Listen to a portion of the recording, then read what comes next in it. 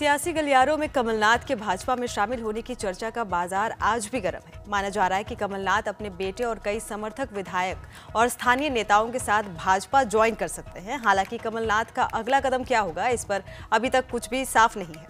कमलनाथ के करीबी सूत्रों का मानना है कि वो एक बड़ा कदम उठा सकते हैं। कमलनाथ के करीबी सूत्रों की माने तो वो राजनीति से संन्यास की घोषणा भी कर सकते हैं। इसकी एक वजह यह है कि भाजपा में कमलनाथ को शामिल करने पर सहमति नहीं बन पा रही है। दूसरी, सिख दंगों के कारण भाजपा एक समुदाय को नाराज नहीं करना चाहती है। ऐसे में छिंदवाड़ा सांसद नकुल नाथ को भी वे भाजपा में भेज सकते हैं। कमलनाथ के भाजपा में जाने की अटकलों पर कुछ हद तक प्रदेश कांग्रेस अध्यक्ष जीतू पटवारी ने भी ब्रेक लगाया है। उन्होंने कहा कि मेरी कमलनाथ से बातचीत हुई है। उन्होंने कहा कि जो बातें मीडिया में आ रही है सब भ्रम है। मैं कांग्रेसी हूं और रहूंगा। मैं मानता हूं कि पिछले 4-5 दिन से मैंने कल भी अपना वक्तव्य दिया था।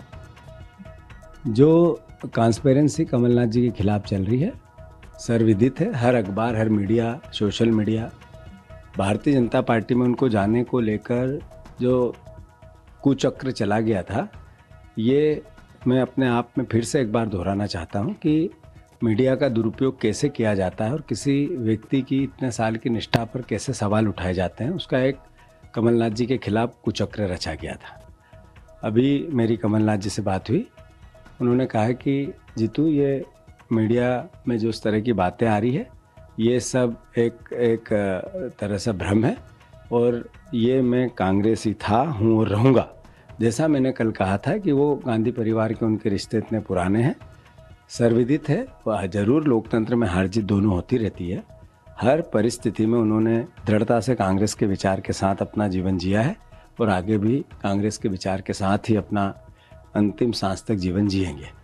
ये भावना उनकी खुद की है जो मुझसे बात होकर उन्होंने कही। और मैं मानता हूँ कि आज के दौर में जिस तरीके से भारतीय जनता पार्टी ने मीडिया का दुरुपयोग करके हर तरीके की एक ट्रांसपेरेंसी तैयार की है, देश के लिए एक तरह से चुनौती भी है और देश की आने वाली राजनीति के लिए एक तरह का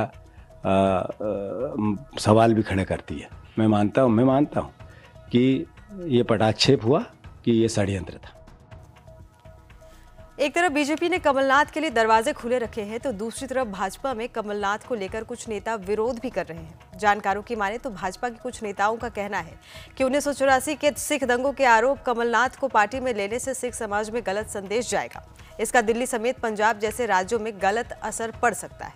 अगर कमलनाथ कांग्रेस नहीं भी छोड़ते हैं तो भी कांग्रेस को बड़ा झटका लग सकता है। दरअसल अगर नकुल नाथ भाजपा में जाते हैं तो उनके साथ 10 से ज्यादा विधायक और कुछ महापौर भी पार्टी छोड़ सकते हैं। लोगों को अगर लगता है कि हम देश के लिए, समाज के लिए कुछ करना और पॉलिटिकली क्षेत्र में जाकर के करना, और वो हम करने के लिए भारतीय जनता पार्टी में प्रधानमंत्री मोदी जी के नेतृत्व में कर सकते हैं। हमने अपने दरवाजे इसलिए खोले हैं क्योंकि कांग्रेस में ऐसे लोग जिनको लगता है कि रामलला की प्राण प्रतिष्ठा का बहिष्कार कांग्रेस करती है, भारत के मन में राम है, भारत के हृदय में राम विराजमान है, उनका अपमान कांग्रेस करती है। तो वो जो लोग हैं जिनके मन के अंदर पीड़ा होती है तो उन्हें अवसर मिलना चाहिए। और अगर जिनका नाम आप ले रहे हैं उनके मन के हृदय में पीड़ा है तो मुझे लगता है कि उनका स्वागत है। देखिए, मेरा ऐसा मानना है कि इस दिशा में फिर मैं यही कहता हूं कि लोगों को अगर लगता है कि हम देश के लिए, समाज के लिए कुछ करना और पॉलिटिकली क्षेत्र में जाकर के करना, और वो हम करने के लिए भारतीय जनता पार्टी में प्रधानमंत्री मोदी जी के नेतृत्व में कर सकते हैं, तो आज मैं आपको वातावरण बता रहा हूं। हमने अपने दरवाजे इसलिए खोले हैं क्योंकि कांग्रेस में ऐसे लोग जिनको लगता है कि रामलला की प्राण प्रतिष्ठा का बहिष्कार कांग्रेस करती है, भारत के मन में राम है, भारत के हृदय में राम विराजमान है, उनका अपमान कांग्रेस करती है। तो वो जो लोग हैं जिनके मन के अंदर पीड़ा होती है तो उन्हें अवसर मिलना चाहिए। और अगर जिनका नाम आप ले रहे हैं उनके मन के हृदय में पीड़ा है तो मुझे लगता है कि उनका स्वागत है। वीरेंद्र जी, स्वागत है उनका।